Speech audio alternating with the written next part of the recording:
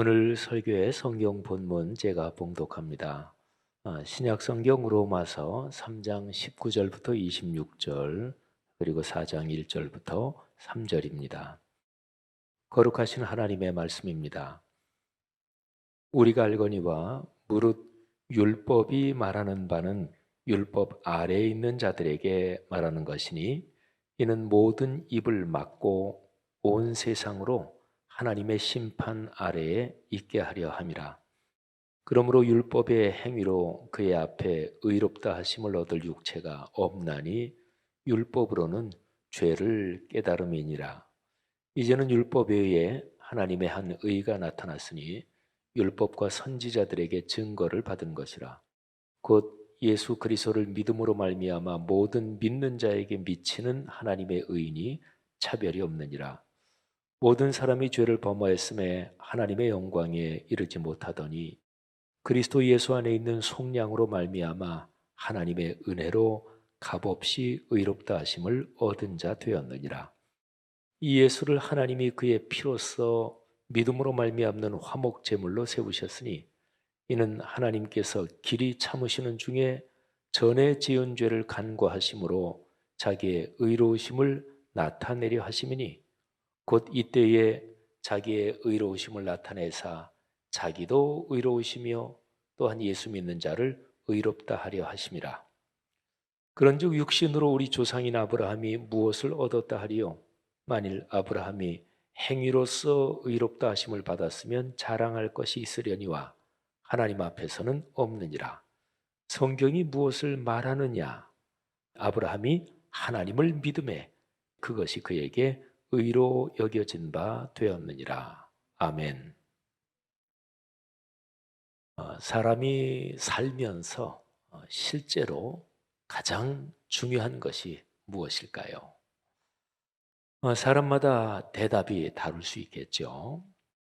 근본적으로 따지고 들어가고 파고 들어가 보면 가장 중요한 것은 생존입니다. 생명이 끊어지지 않고 이어지는 것입니다. 이것은 사람뿐 아니라 모든 종류의 생명체의 공통적인 과제입니다. 식물이나 또는 동물들 그 하나하나를 중립적인 의미로 또 생물학적으로 개체 이렇게 표현합니다. 사람도 그렇게 표현할 때가 있긴 하지만 보통 사람은 그렇게 잘 표현하지 않고요. 사람 이외의 어떤 생명체를 개체라고 부르죠. 생명을 가진 개체는 개체 보존의 연속을 위한 그 본능을 가지고 있습니다. 창조주께서 생명체에 주신 어떤 본디 특징이고 그리고 본능 프로그램이라고 볼 수 있습니다. 그런데 이 점에서는 사람도 예외가 아닙니다. 사람에게도 후손을 계속 이으려는 그런 본능이 하나님께서 주신 것이 있습니다. 남성과 여성이 가진 성의 기능에서 성 그 자체의 즐거움과 기쁨도 하나님이 주신 것이지만 이와 더불어 후손을 이어가는 이 기능이 창조주의 섭리입니다. 이 두 가지 기능 중에서 지나치게 어느 한쪽으로만 치우칠 때 그때 성이 왜곡됩니다. 자, 사람의 삶에서 생존 그 자체가 기본적으로 중요합니다.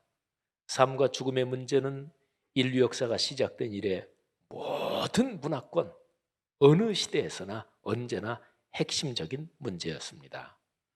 죽음을 피하고 생존을 이어가는 것, 이게 사람 삶의 기본적인 필요 조건입니다. 자, 필요 조건인데, 근데 이걸로 충분하지는 않죠. 그저 생명이 끊어지지 않고 붙어 있는 것만으로는 사람의 삶이 행복할 수 없습니다. 그러니까 생존이라는 필요 조건 외에 행복한 생존이라는 충분 조건이 있어야 합니다. 삶의 행복을 느끼게 하는 조건들이 무엇일까요? 여러 가지가 있겠죠.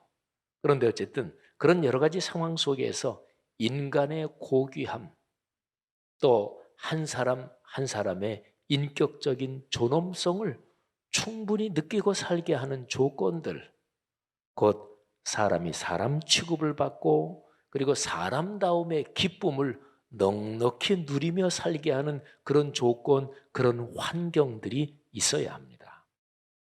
삶을 행복하게 만드는 충분 조건에서 아주 중요한 것이 인정받는 것입니다. 사람의 본능 가운데 하나가 인정받으려는 욕구입니다. 인정받는다는 것은 사람이 관계 속에서 사는 존재다, 이거를 전제합니다. 한번 생각해 보세요. 완전히 주변에 어떤 존재도 없고 혼자다. 그러면 뭐 인정받고 말고 할 것도 없죠. 어떤 무엇과의 관계에서 인정받고 또 인정해주는 그런 현상이 생기죠. 영원부터 영원까지 홀로 존재하시는 창조주 하나님. 그런데 그분이 이제 천지를 만드십니다. 그러니까 영원부터 홀로 존재하시다가 그 하나님 외에 시공간에서 존재하는 무엇이 생겼습니다. 그런데 하나님께서 그 무엇에 대해서 이렇게 평가하셨습니다. 아, 참 보기 좋구나. 성경 표현으로는 하나님이 보시기에 좋았다, 좋았더라, 이렇게 기록되어 있죠. 그러니까 하나님께서 하나님 이외의 다른 어떤 존재, 그 피조물을 인정하신 것입니다. 지지하며 칭찬하셨습니다. 하나님께서 사람을 만드시고 나서도 참 보기 좋구나, 이렇게 인정하셨습니다. 그러니까 사람은 하나님과의 관계에서 하나님께 인정받고 또 사랑받고 또 복을 받는 존재입니다. 하나님께서 사람이 혼자 사는 것이 좋지 않다고 판단하시고서 다른 사람을 만드시죠. 아담과 하와 두 사람이 됐습니다. 그런데 아담이 하와를 처음으로 만날 때, 두 사람이 처음으로 만날 때 아담이 하와를 보고 다음과 같이 얘기했습니다. 창세기 2장 23절 말씀입니다. 이는 내 뼈 중에 뼈요 살 중에 살이라. 이것을 남자에게서 취하였은즉 여자라 부르리라. 아멘. 자, 여러분, 이게 아담이 하와에게 한 말인데요. 이 말은 아주 깊은 사랑의 고백입니다. 근데 아담의 이 말을 세번역 성경으로 보면 좀 더 실감이 납니다. 이제야 나타났구나, 이 사람. 뼈도 나의 뼈, 살도 나의 살. 남자에게서 나왔으니 여자라고 부를 것이다. 여러분, 히브리어로 남자가 이쉬 이렇게 발음합니다. 그런데 여자는 이샤 이렇게 발음합니다. 그러니까 아담이 하와를 보고서 감동을 한 거예요. 성경에 하와가 그러면 아담에게 제일 처음 만났을 때 뭐라고 말했느냐, 어떻게 반응했느냐, 그거는 아쉽게도 기록되어 있지 않지만 하와도 아담에게 깊은 사랑의 고백을 했을 것입니다. 그러니까 서로가 인정하고 받아주고 그리고 사랑을 베푸는 거지요. 서로가 끌어안고 말하자면 인정하고 사랑하는 그런 관계가 되는 거지요. 이게 이제 행복이지요.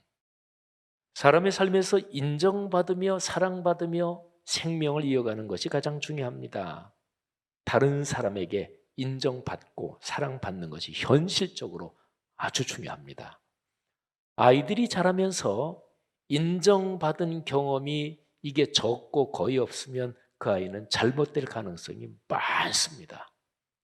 그런데 아이가 자라면서 인정받으면서 자라면 기본적으로 그 아이의 성품은 건강하게 자랍니다.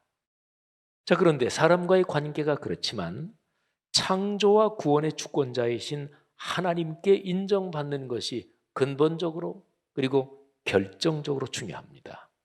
예를 한번 들어볼까요? 자, 재판이 진행이 되면 보통 사회에서 형사건 같은 거 검찰이 기소하죠. 그리고 변호사가 방어하죠.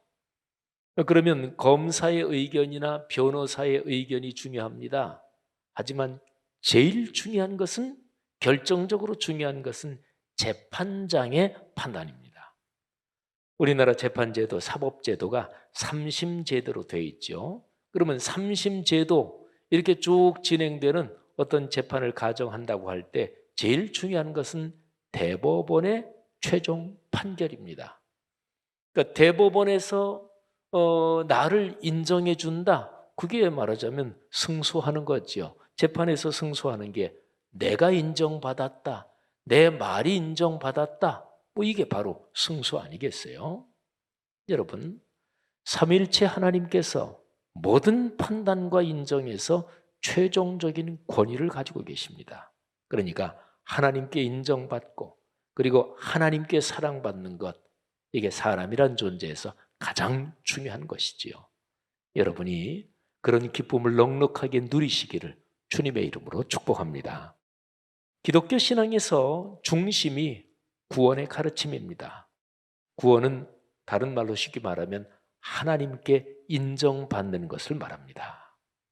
자, 신구약 성경 66권 전체가 구원의 가르침을 전하고 있고 하나님께서 사람을 인정하시고 축복하시고 사랑하신다는 메시지를 담고 있습니다.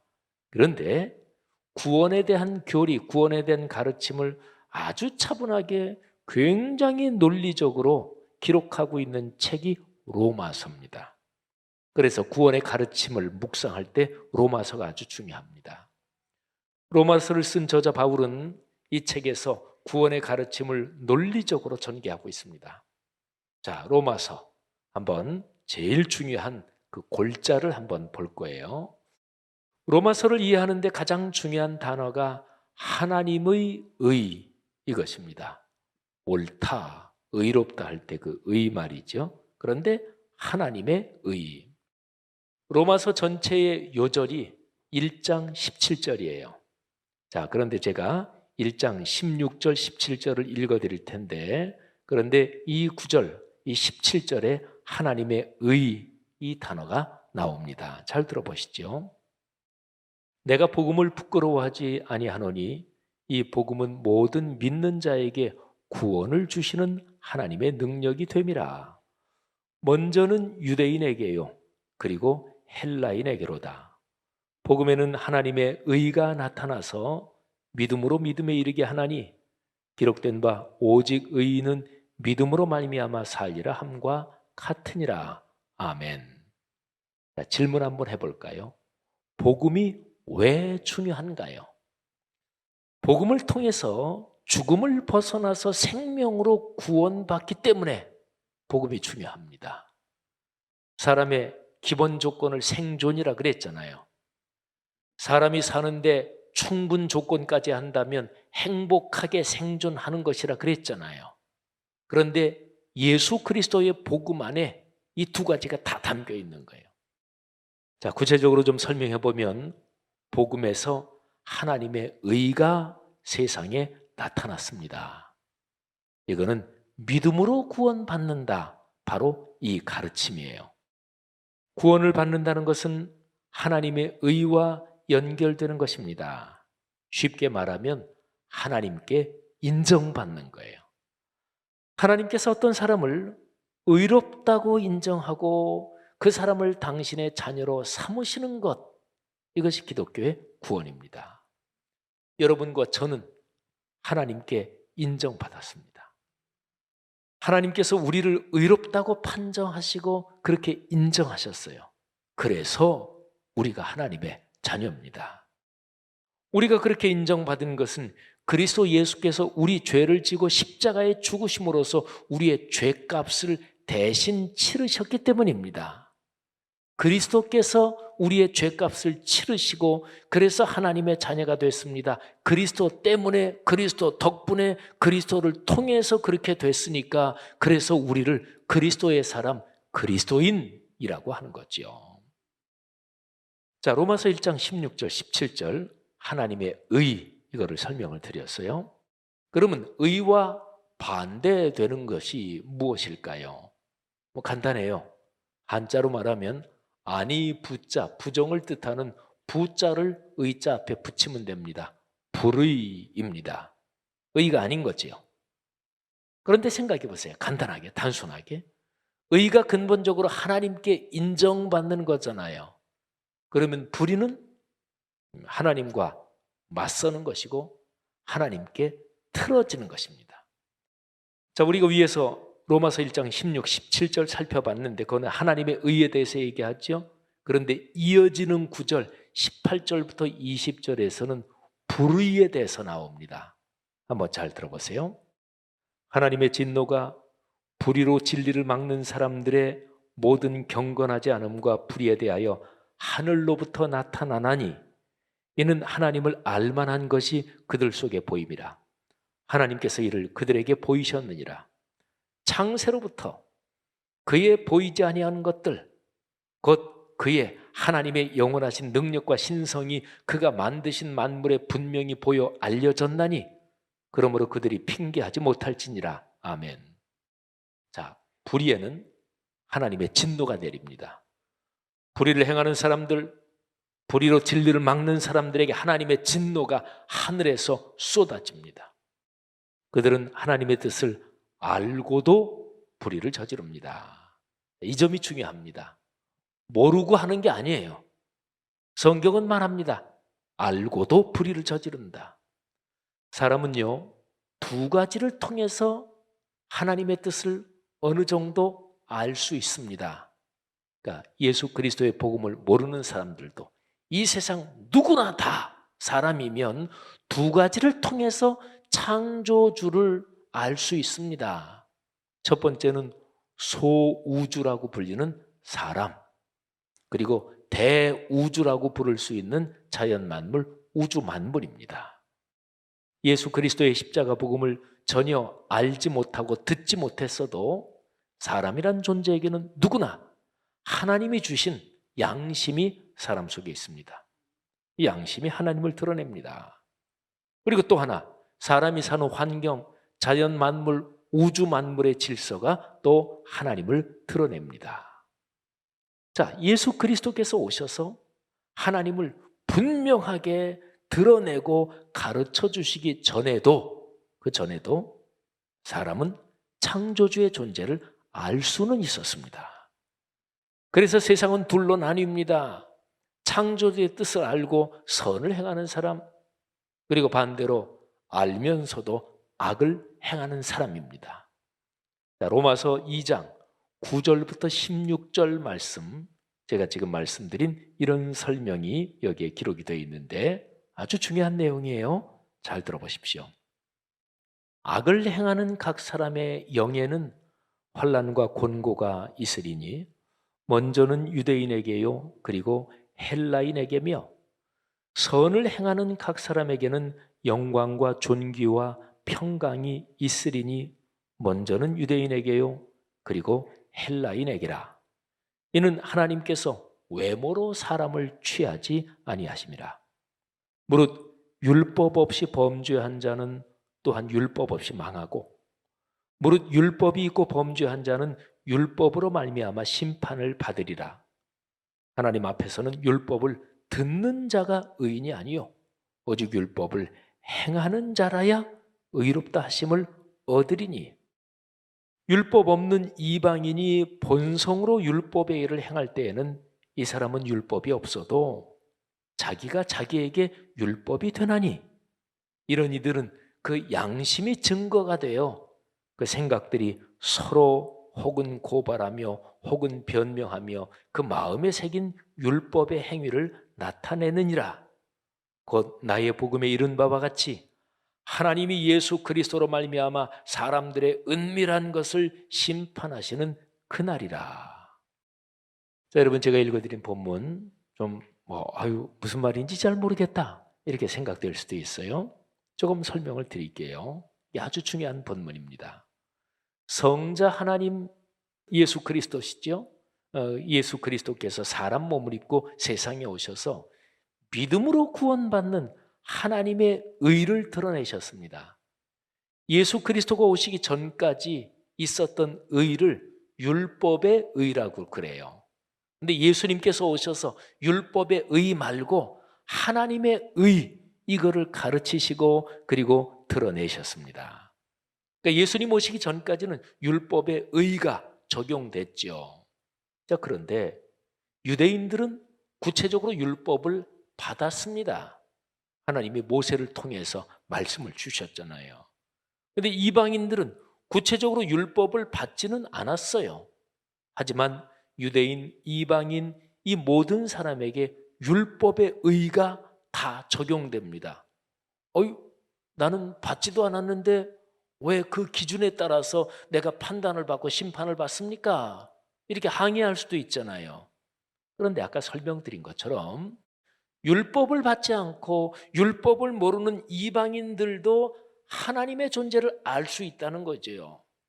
그들 속에 있는 양심, 그리고 자연 만물에 나타난 이 질서를 보면서 창조주가 계시구나. 그래서 율법을 모르고 받지 않은 이방인들도 기본적으로 율법의 의, 그게 율법의 의인 것은 알지 못했지만 양심과 그리고 자연 만물의 질서에 나타난 거기에 따라서 심판을 받습니다.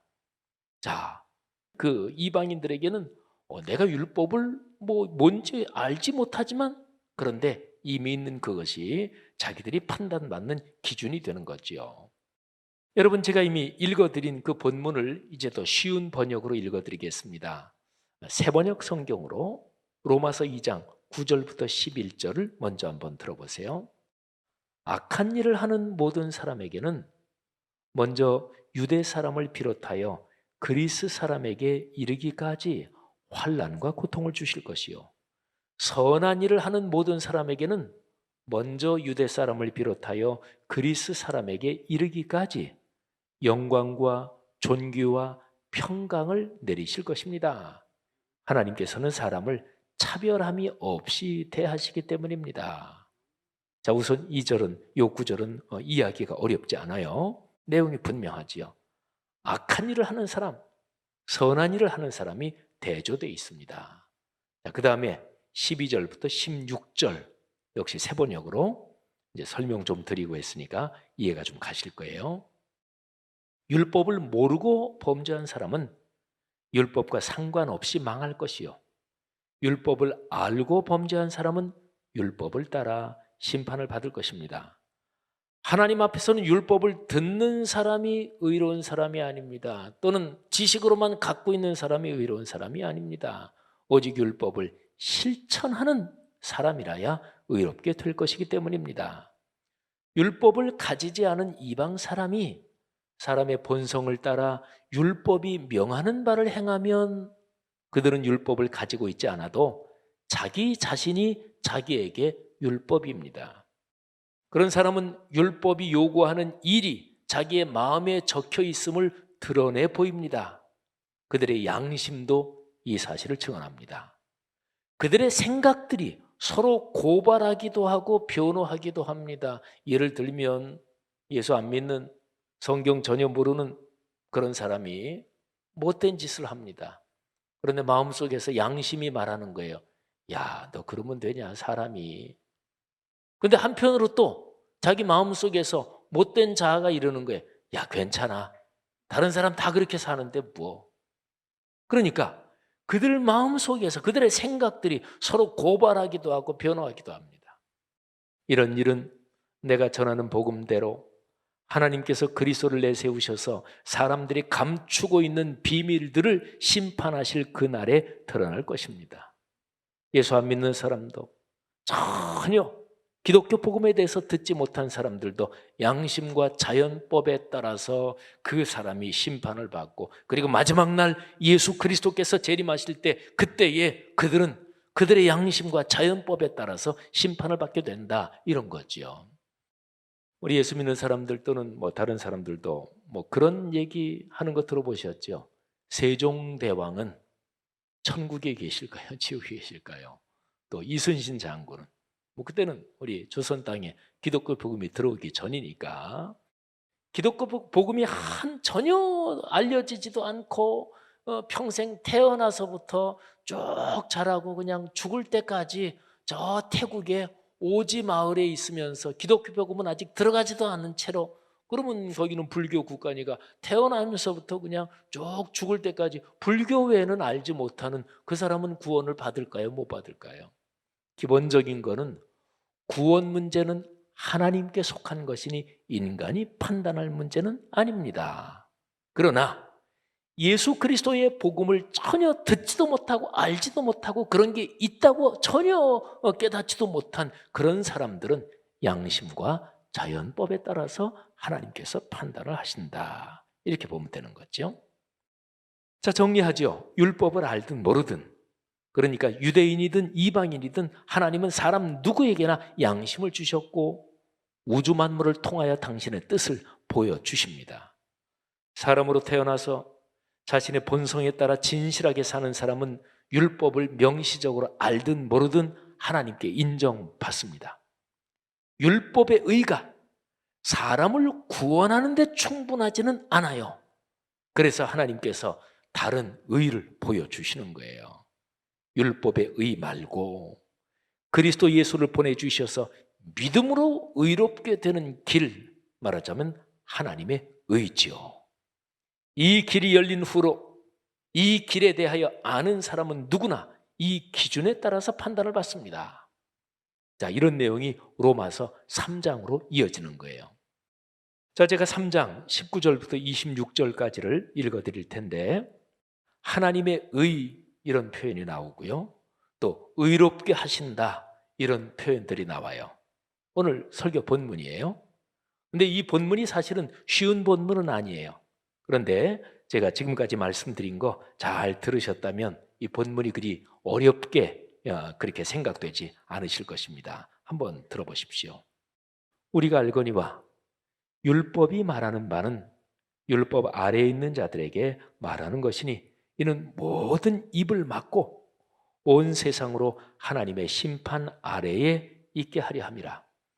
그러므로 율법의 행위로 그의 앞에 의롭다 하심을 얻을 육체가 없나니 율법으로는 죄를 깨달음이니라. 이제 율법 외에 하나님의 한 의가 나타났으니 율법과 선지자들에게 증거를 받은 것이라. 곧 예수 그리스도를 믿음으로 말미암아 모든 믿는 자에게 미치는 하나님의 의인이 차별이 없느니라.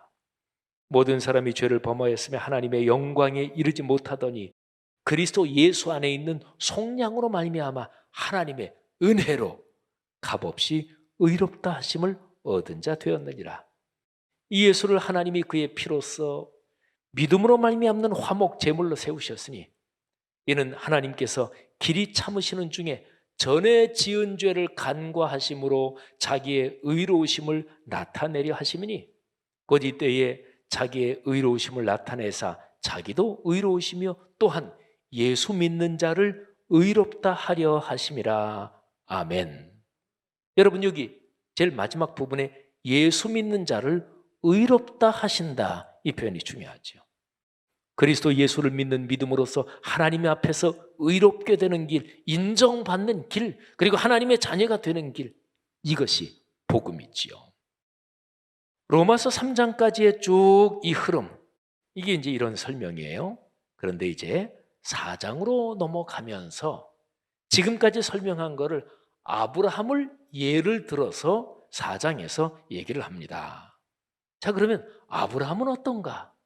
아브라함 얘기를 하는 이유는 이스라엘 사람들에게 또 초기 교회 신앙인들에게도 뭐 구약 성경 그게 하나님의 말씀이니까 아브라함은 아주 중요한 인물이거든요. 그러니까 지금까지 설명한 거 그러면 아브라함의 경우를 보자, 이렇게 아브라함을 설명하는 거예요. 그런데 4장 1절부터 3절을 보면 아브라함의 예를 들어서 설명하면서 거기에 여기다 이 단어가 나와요. 여기다. 기억나십니까? 두어 주 전에 주일 예배에서 로마서 6장 10절 11절에 로기조마이 여기다 이 단어 들으신 거 기억나십니까? 로마서 6장 10절 11절 거기에서 여기다 이 단어가 나오는데, 그런데 그 앞에 4장에서 여기다 이 단어가 굉장히 많이 반복돼서 나옵니다. 로마서에서 구원을 받는다 이거를 설명하고 이 가르침을 전하는 데서 로기조마이, 이미 일어난 사실을 사실로 인정한다. 그리고 사실이니까 사실 그대로 받아들인다. 이게 바로 여기다 이 단어입니다. 자, 한번 보세요. 4장 1절부터 3절을 제가 읽어드립니다. 제일 마지막 부분에 여기다 이 단어가 나와요. 그런즉 육신으로 우리 조상인 아브라함이 무엇을 얻었다 하리요? 만일 아브라함이 행위로서 의롭다 하심을 받았으면 자랑할 것이 있으려니와 하나님 앞에서는 없느니라. 성경이 무엇을 말하느냐? 아브라함이 하나님을 믿음에 이것이 그에게 의로 여겨진 바 되었느니라. 아멘. 자, 아브라함이 하나님께 무엇을 얻었나요? 하나님의 인정을 얻었습니다. 하나님께 의롭다 여기심을 얻었습니다. 자, 그런데 그것이 아브라함이 어떤 행위를 해서 공로를 세워서 하나님 앞에 대단한 것을 해드려서 그래서 당연히 그 대가로 받은 것이 아닙니다. 하나님을 신뢰한 믿음 때문에 의롭다 여기심을 받았다는 거지요. 이것이 기독교 신앙입니다. 믿음으로써 의롭다고 인정받는 것, 믿음으로써 의롭다고 여기심을 받는 것, 이것이 구원의 진리입니다. 사랑하는 그리스도인 여러분들이요, 우리가 받은 구원의 도리를 분명히 이해하고 우리 신앙이 더 굳건한 토대 위에 서기를 간절히 바랍니다. 세상이 어지럽잖아요. 그리고 삶의 이런저런 상황 때문에 불안하고 좀 뒤숭숭하잖아요. 근데 사람에 따라서는 어떤 분은 그분 가정생활, 개인생활, 사회 직장생활, 그분은 사실은 불안할 것도 없고 그냥 혼란스러울 것도 없는데 하도 뉴스에서 이렇게 저렇게 얘기하니까 어휴, 지금 불안해야 되는 거 아니야? 지금 상당히 혼란스러운 거지? 이런 분위기도 또 있을 수 있어요. 아무튼 시대가 어지럽습니다. 우크라이나에서 전쟁이 터진다 그런 얘기가 많고, 또 군사 독재 정권이 들어선 미얀마에서는 수많은 사람들이 지금도 고통을 당하고 있고, 전 세계적으로 이게 경제 또는 전 세계적인 힘의 권력 구조가 재편되면서 참으로 시대가 어지럽고 터전이 흔들리고 있습니다. 여러분, 이런 때에 그리스도인은 만세반석이신 예수 그리스도, 세상이 변해도 절대로 변하지 않는 진리인 하나님의 말씀, 그 토대 위에 서 있는 사람이 그리스도인이에요. 그 핵심이 바로 구원의 가르침입니다. 성도 여러분, 여러분과 제가 하나님께 인정받은 것, 하나님께서 여러분과 저를 의롭다고 여기신 것, 이것은 확실합니다. 흔들리지 않습니다. 이 구원의 감격, 기쁨, 그리고 여기서 오는 그 담대함을 가지고 인생 여정 걸어가시기를 주의 이름으로 축복합니다. 그래서 이 어지러운 세상에서 우리 신앙의 선배들이 과거에 그랬듯이 지금보다 훨씬 더 힘들고 그리고 복잡한 또 어려운 그런 상황 속에서도 이 믿음을 가지고 신앙의 선배들이 넉넉하게 이겼던 것처럼 오늘날 이 시대에 그렇게 넉넉하게 이기며 걸어가는 성도들 되시기를 주님의 이름으로 축복합니다.